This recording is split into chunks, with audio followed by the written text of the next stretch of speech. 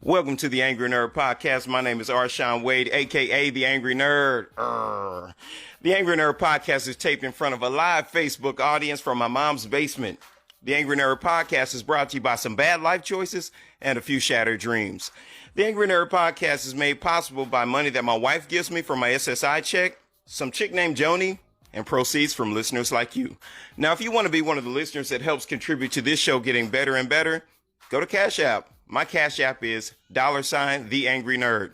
And hey, I ain't just out here glorified internet begging. Oh no, we got all kinds of swag over there. We have Angry Nerd t-shirts that come in white and black.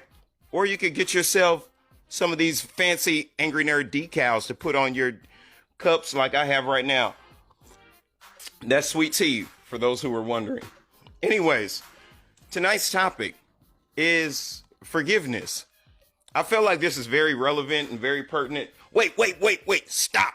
First of all, let me go ahead and give the team here at the Angry Nerd Podcast a shout out, because through selling shirts and you guys donating on Cash App and things of that nature, we have been able to upgrade some of our equipment. And those of you who have been listening for a while, you hear the Angry Nerd background music playing on Facebook Live. And for those of you who listen on Podbean, Spotify, and YouTube, when I say Facebook Live, I'm talking to my guys and girls in the chat on Facebook Live, because that's what we do when we record this thing for Podbean, Spotify, and YouTube. We broadcast live from my mom's basement. So, getting right back to it. So, I'm sorry. Thank you. The list of names is too long, and I don't want to leave anybody out. You know who you are. If you support the movement here and what we do, thank you. Shout out to you guys, because that's why I'm able to upgrade my equipment. Pretty soon, we will be able to have the graphics in the background. You won't be looking at this green screen. So, shout out to all of my listeners. Shout out to all my fans, everybody who's rooting for Arshawn Wade and the Angry Nerd Camp. So tonight's topic is forgiveness. Personally, in my journey as a human being, I have learned that forgiveness is a superpower for those who can cultivate forgiveness.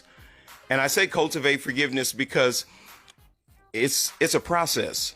It's a process that takes a lot of time. It takes a lot of energy.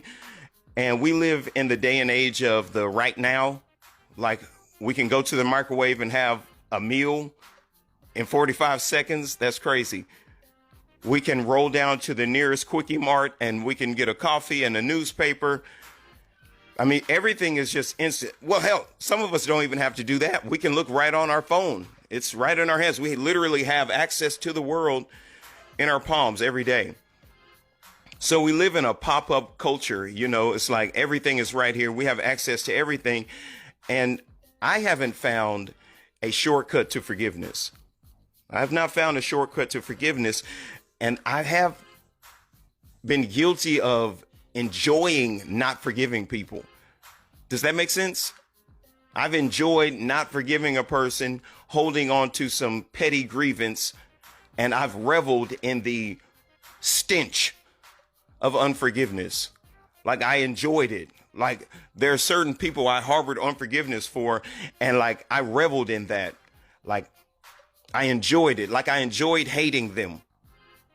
And that in itself is a sickness. That in itself is bogus. Yeah, we don't like that. So I wanted to bring you some information tonight about forgiveness.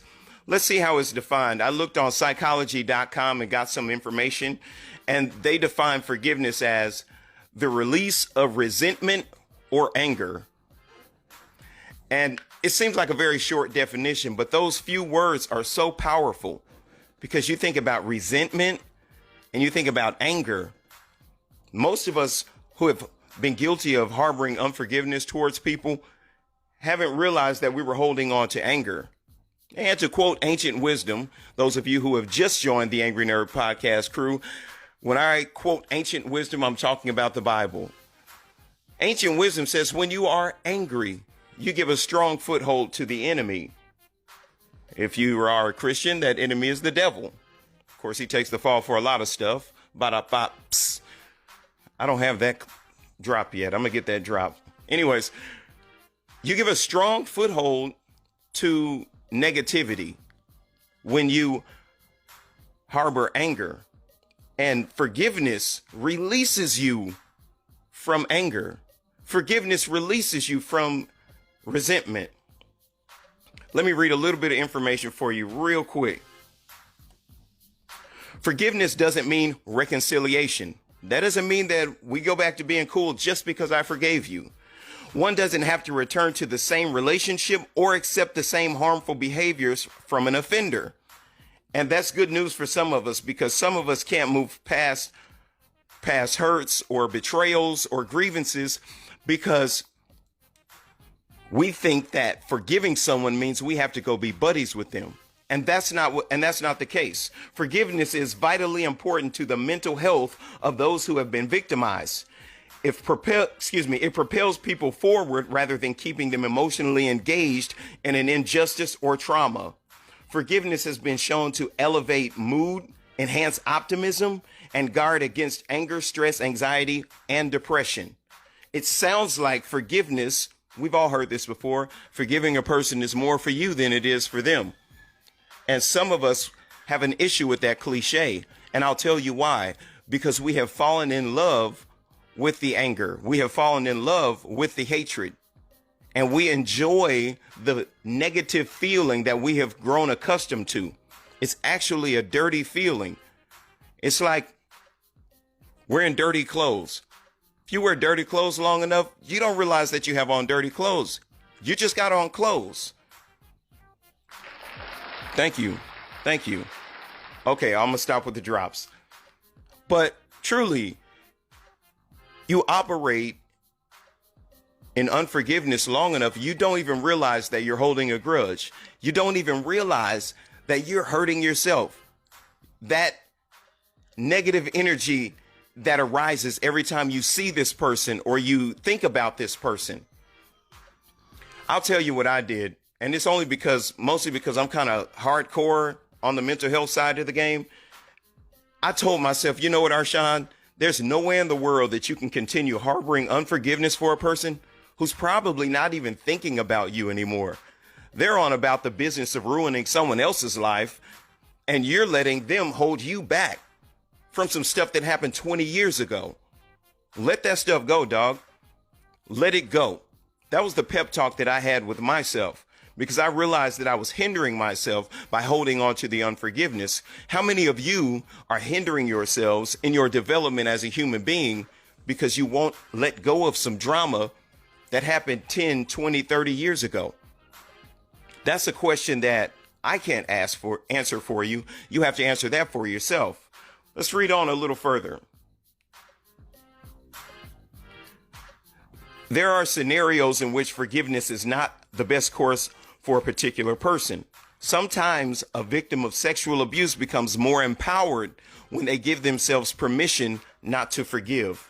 Now, the thing about this is, and that's not the case for everybody, and this isn't to diminish the horrible experience that happened to somebody, but personally, I disagree with that information. I understand how anger can be a power.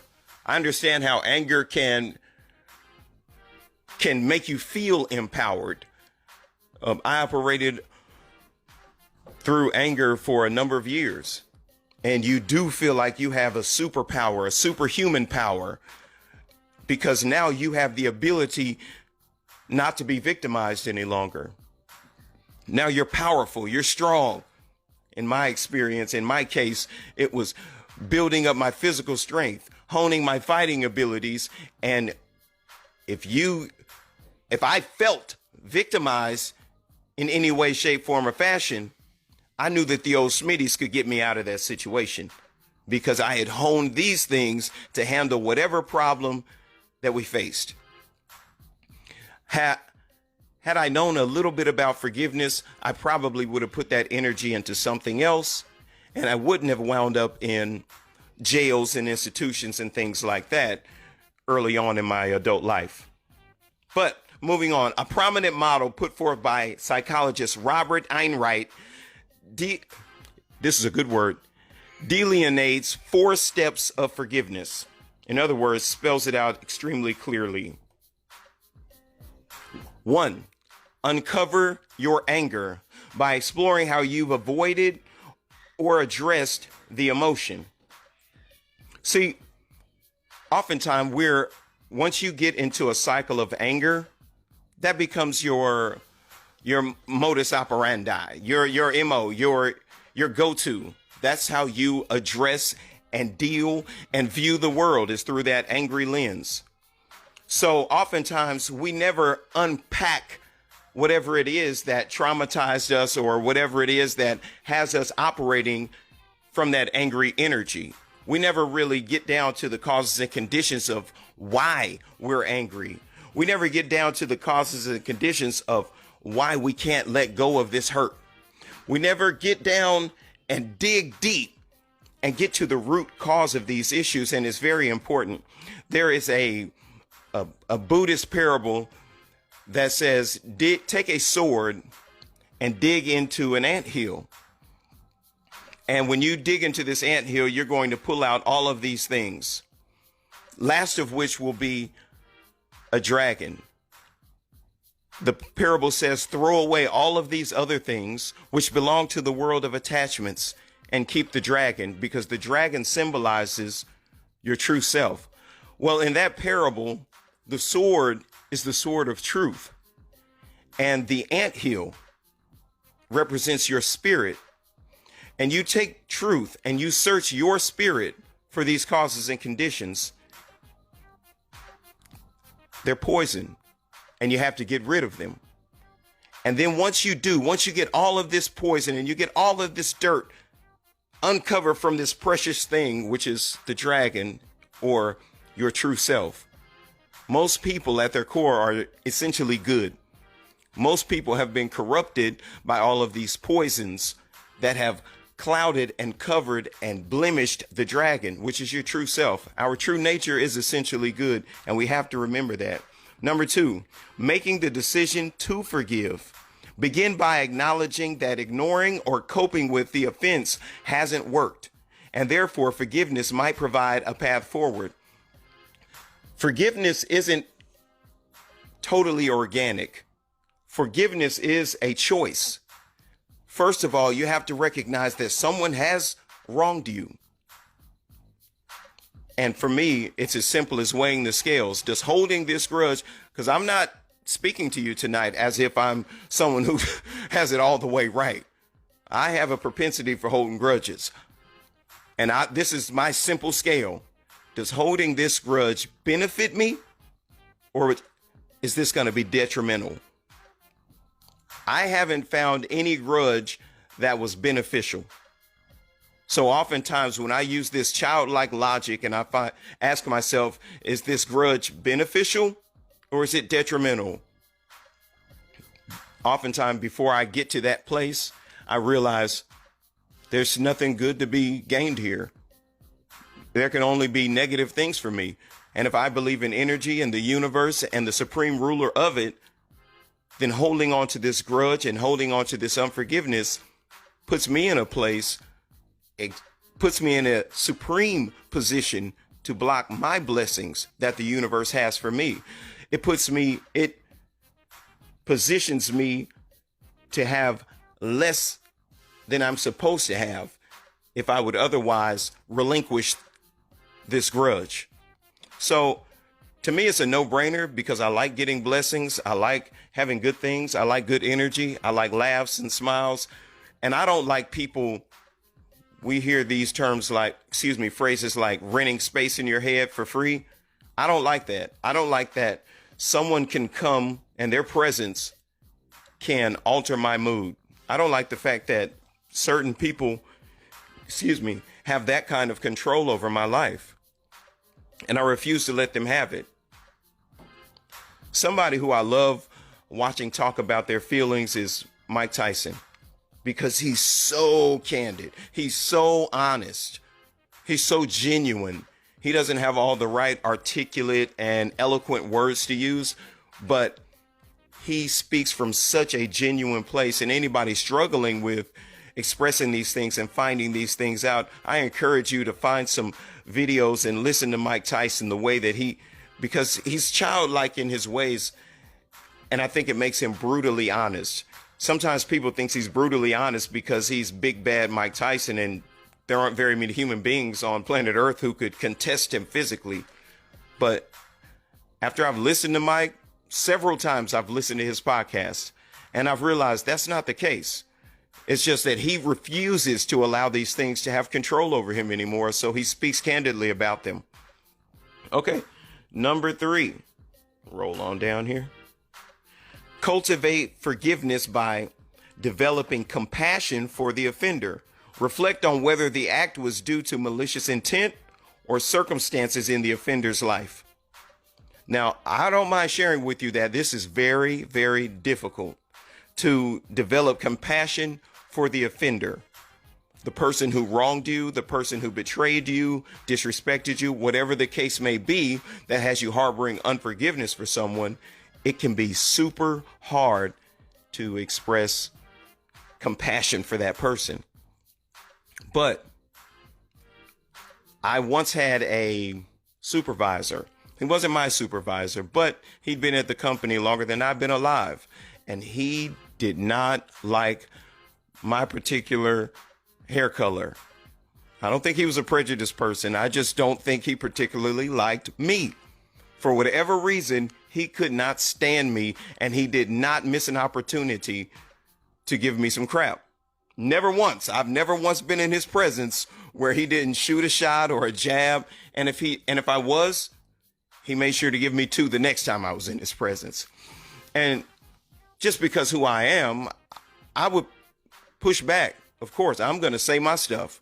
I'm not going to be disrespectful to the point that I lose my job, but I'm going to let him know I'm not the one. So every time he would come for me, I would bump back.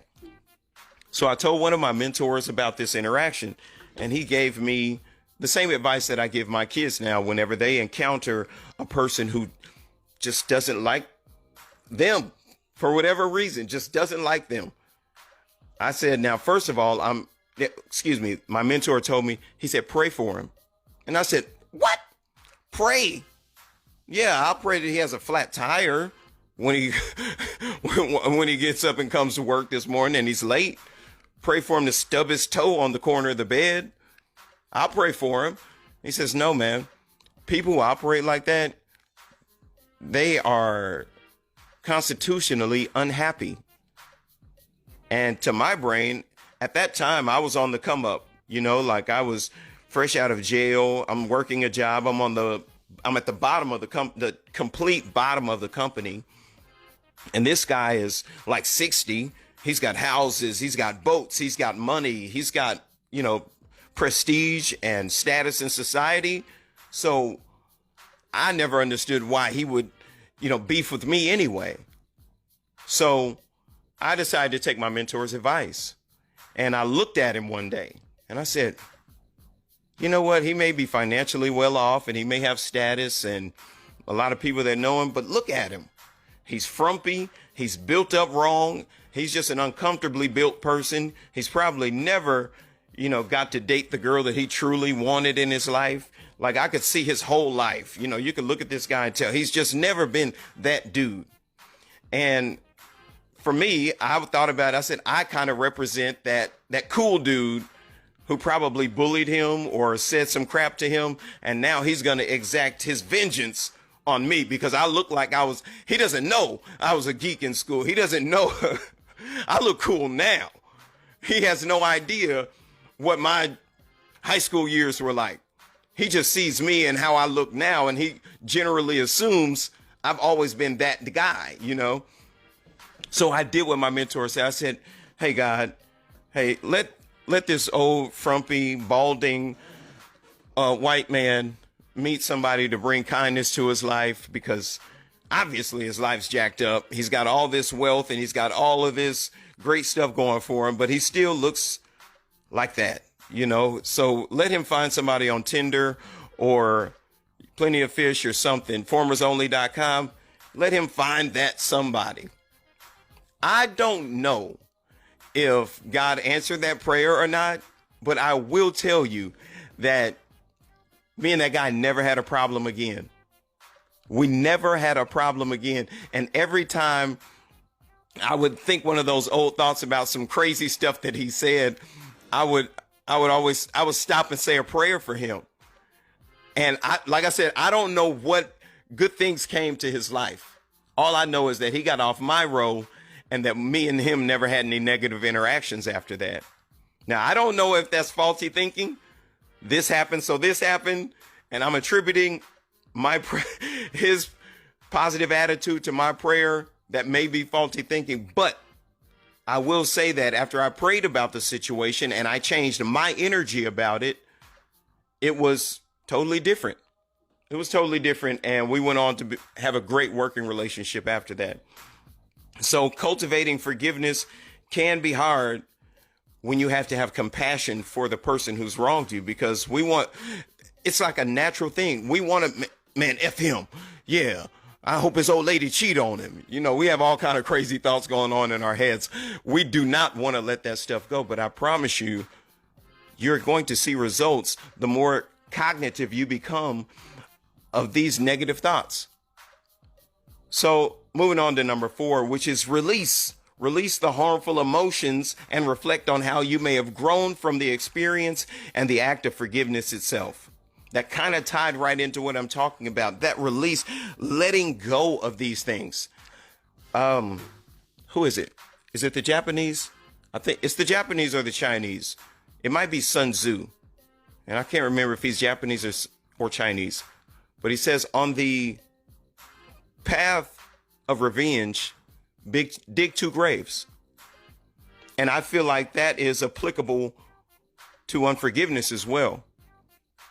The unforgiveness that you're harboring, it hurts you as much as it does the other person. If it's a coworker, if it's a family member, a significant other. And I use these examples because these are the people who we're in close proximity with.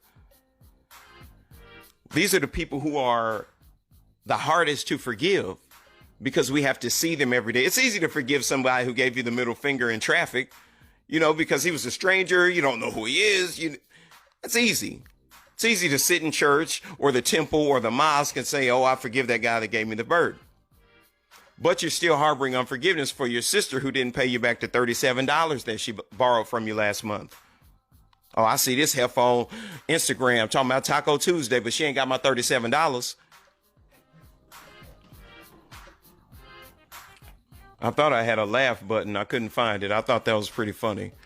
Anyways, you may think that it sounds petty, but I know people who have not spoken again over a couple of bucks. And it may be extreme in my thinking, but it's my way. I've had people die in my life. I've had family members die. I've had friends die. And I think, well, what if that person died? What if that person died and I didn't get a chance to make it right? And it was petty. And I will share with you, there have been people in my life who have passed on that I didn't get a chance to make things right with. There have been people who I was pretty much essentially at war with.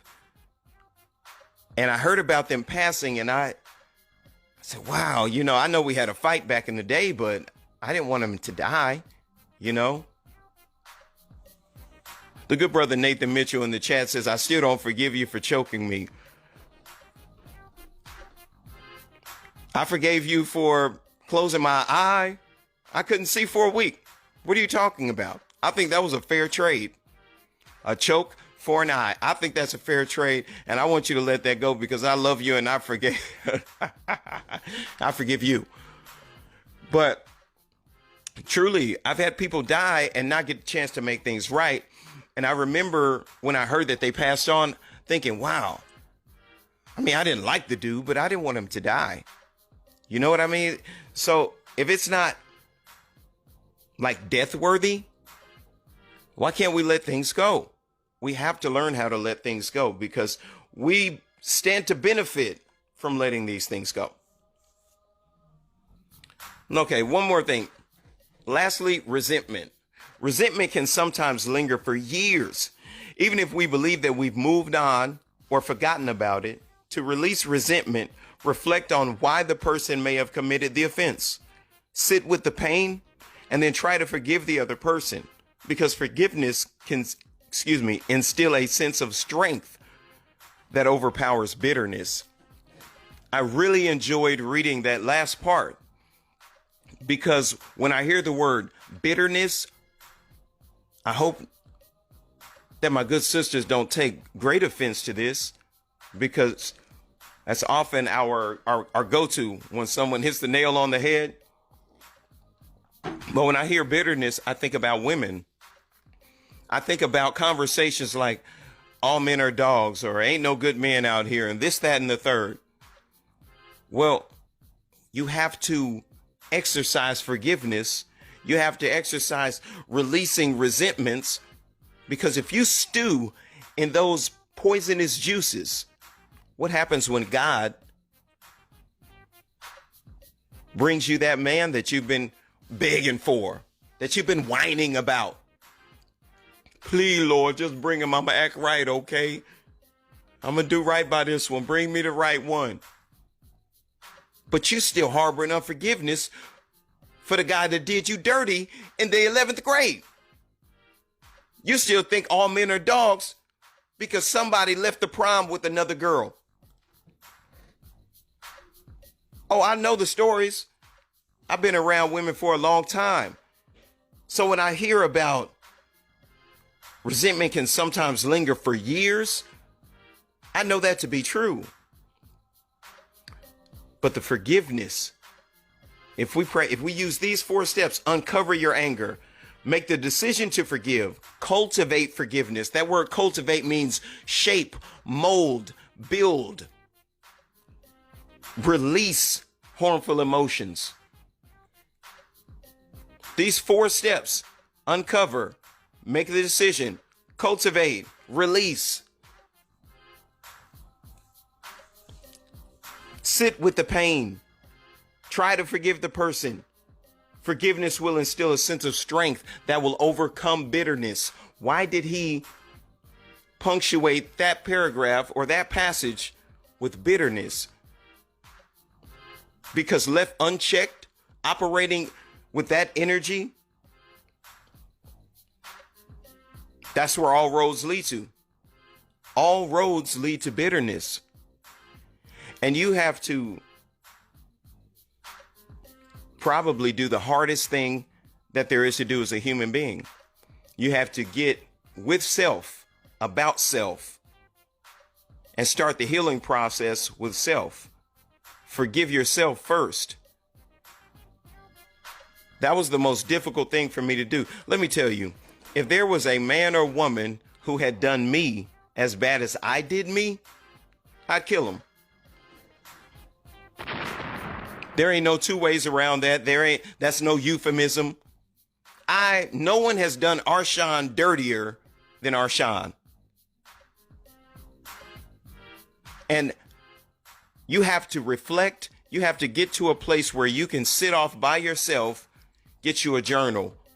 That's what it was for me. A good counselor told me, I want you to write down every bad thing that you have ever done. No justifications, no explanations. Just write down every bad thing that you can remember doing. So I got a piece of paper and I started writing. And then it was like I was possessed. You know, I sat there and I was writing for 3 hours. I looked up, I had 8 pages front and back of negative activities that I've been involved in. I still had some more. That was just when I came out of the daze. Just everything I could ever remember doing. Do you want to know why? I remember my justification. Oh, it was about being molested as a child. Oh, it was about being abused. Oh, it was about being jumped. It was about being picked on. I can think of some serious instances in my life where I've been a victim. But after I looked at all of that garbage that I was guilty of, all these social crimes that I was guilty of, I said, yeah, I might have been a victim once upon a time, but I have supremely tipped the scales as a victimizer. But it's because I was operating under unforgiveness, bitterness, resentment. So I had these goggles on that peppered my perception of my behavior. I could justify the things that I was doing, no matter how negative they were, because I have been a victim. Oftentimes we will get somebody before they can get us. It's because we operate with this lens on that everybody's out to get me. If I let somebody in, they're going to get me. So when we meet good people, when we meet decent people, we're always waiting for the other foot to drop. And it has less to do with the people who have wronged us in the past and more to do with how much wrong we've done in the name of that past hurt, in the name of that past betrayal.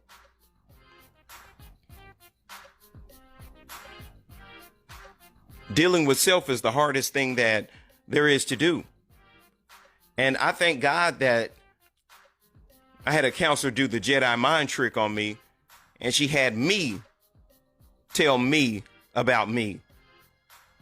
Because if anybody else had said, Arshawn, you did woo, woo, woo, woo, I would have easily been able to say, hey, man, y'all hating.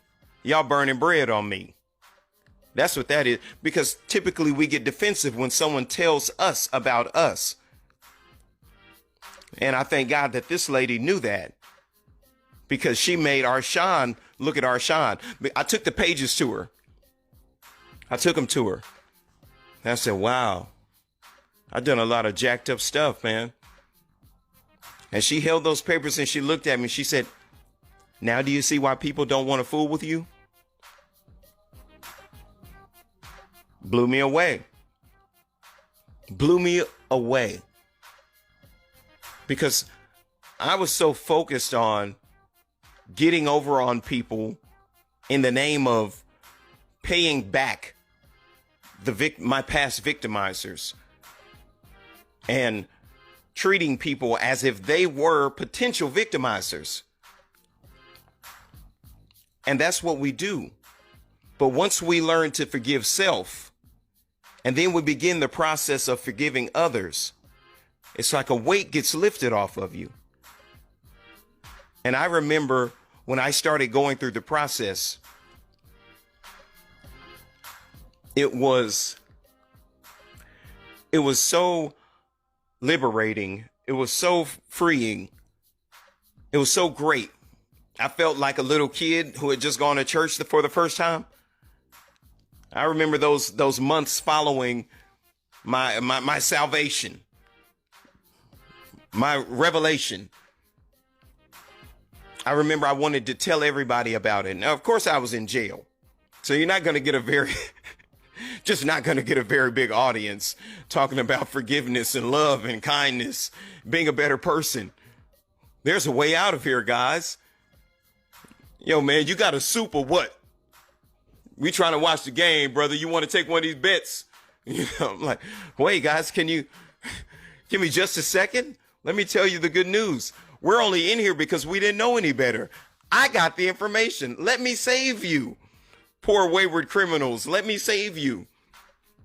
Hey, man, you better move out in front of the TV before I save you with this lock. You know, I was met with a simple truth that some of us enjoy that dirty feeling. Some of us enjoy living like that. I still wasn't convinced. I told myself, I said, well, wait till I get out, because, of course, these guys are 99% negative. Once I get back into society, I will be able to save the world. I will go to crack houses. I will go to the host roll. I'm going to go everywhere and tell them, look, you can move past all that stuff that your uncle did to you when you were a little girl. You were innocent. It wasn't your fault. Some people have been so hurt and so jaded that their unforgiveness is the only thing that they have left. And if they relinquish ownership of that unforgiveness, they're afraid that they won't know who they are without the unforgiveness. I think that's sad, and I think it's disheartening. But one of the things that I have seen in the low-income communities is that there aren't very many people who are trying to deal with these real human issues like forgiveness, how powerful that is. Do you know that if we start doing this on a personal level, and I know this isn't going to be something very popular to say, but I'm going to say it. If we don't get reparations as black people in America for America's past wrongs, if we don't get the contract with Black America, or the platinum plan doesn't quite deliver what they're supposed to, collectively, black people in this country need to practice forgiveness. Forgive this country. I didn't say forget what they did. Let's forgive them and move forward, because the conscience of this country has to deal with what they did. And there is always going to be remnants of that wrong. Because let's make no mistake about it, this country has created criminals. But if we can practice forgiveness, I think that that is the first step toward us moving out of the mental dysfunction that was visited upon us due to that tragedy. Because largely, the black community deals with trauma. You don't think we deal with trauma? You need to come hang out for a little while then. Long before everything that was going on with George Floyd and Mike Brown and Tamir Rice, long before all of that, we've been afraid of the cops. That was bred in us. Long before any of that, our grandparents and our parents don't fool with doctors. What does that have to do with anything? Well, newsflash, white cotton farmers were not the only people that had slaves. Psychologists, medical doctors. Who do you think that they did those experiments on? How do you know that?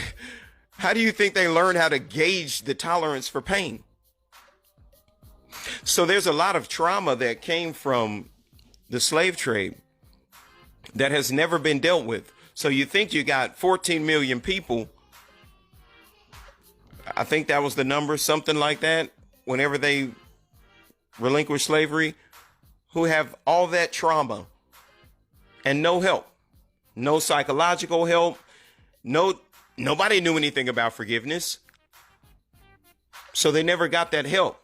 What do you think they passed on to their children and their children and so on and so forth? I will agree, we've come a long way. Especially in the past 60 years, we've come a long way. But we still have a long way to go. We still need to repair our families. We still need to repair our communities. Because crack set us back. Crack set us back, baby. And why do you think crack and meth and heroin are so appealing?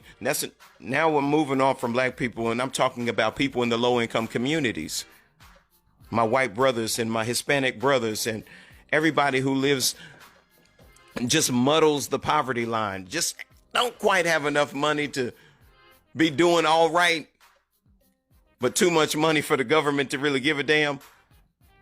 Those people, my brothers and sisters in the low-income community, why do you think that drugs are so appealing?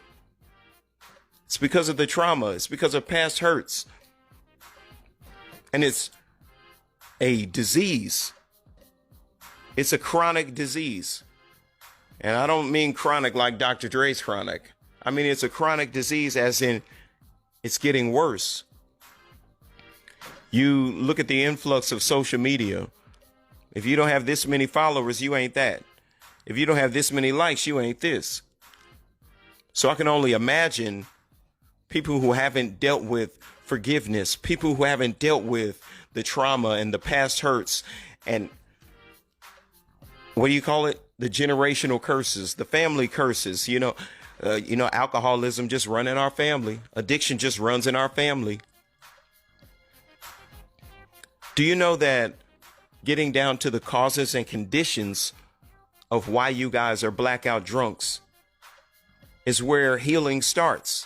Getting down to the causes and conditions of why you're an abuser. Getting down to the causes and conditions of why you keep dating abusers is how you heal. That's where you get to elevate. That's when you get to experience true growth. You have to heal. But in order to do that, you have to understand that there is a process. There is a process. First of all, you have to recognize I'm holding on to some shit, man. I'm holding on to some shit, and it is detrimental to my well-being on the mental health side of the game. That's the first step, recognizing that there's something wrong. How many failed relationships do you have to have before you realize, okay, I got to get with Arshawn? How many jobs do you have to get fired from before you realize, okay, Arshawn, we got to have a come to Jesus moment? How many random fist fights do you have to get in at the basketball court before you realize I got a problem? How many times do your kids have to say, Mommy, is something wrong, before you realize, Heifer, you got a problem? And that's not your fault. Having a problem isn't your fault. But once you become aware of that problem, it becomes your responsibility to treat and govern that problem so that you're not wreaking havoc in the lives of the people who are around you. Hey, man, listen, I don't have all the answers. Hell, I'm not entirely sure I have any answers, but I do recognize problems. I recognize trauma. I recognize them in my own life so that I know they're not exclusive to me. I'm not the only dude suffering from past hurts. Not the only dude who's had to work through commitment issues. I'm not the only guy who's had to work through mommy issues. There's some real problems out here in this country. Serious problems in this country. We do dope. That's what we do. We do dope to cope with these problems, to mask these problems, to hide these problems, to run away from these problems. Let me tell you something, as somebody who was in the business of getting high for a long time, after you wake up, after you come down, the hurt, the pain, the drama, the betrayal, whatever it is that you were running from or trying to hide, it's still there. It's still going to be there waiting for you to deal with it. And if you continue not dealing with it, ignoring it, embracing the unforgiveness and embracing the trauma, I promise you, you will not have a quality of life. Quality of life isn't measured by money and things. It's peace of mind. You don't have to be the richest. You don't have to be the most monetarily successful, because there are Richie Poos out here who have all kinds of issues, but they get their drugs prescribed to them. See, they're a little bit different from us. Us in the low income community, we got to go see Ray Ray or Jimmy Earl. Every white dude in jail was a meth cook. Yeah, man, I used to cook that ether dope. So we got to go to the trailer park or the hood to get ours, and it's illegal because we're not rich. But we can be. We can be spiritually rich. We can be mentally rich if we allow ourselves to recognize our problems. Well, hold on. Let's go over this. Let's unpack this one more time before I get out of here. If, and only if, we can uncover our anger, make decisions to forgive, cultivate forgiveness, and release the harmful emotions attached to said unforgiveness. Then and only then can we begin to heal, move forward, grow, and be productive people. Hey, I really appreciate you guys for listening. Maybe you didn't have anything to do on this fine Sunday evening, or maybe you like the way I say things. I don't know, but I appreciate you, your time, your energy. Peace, love. I'm out.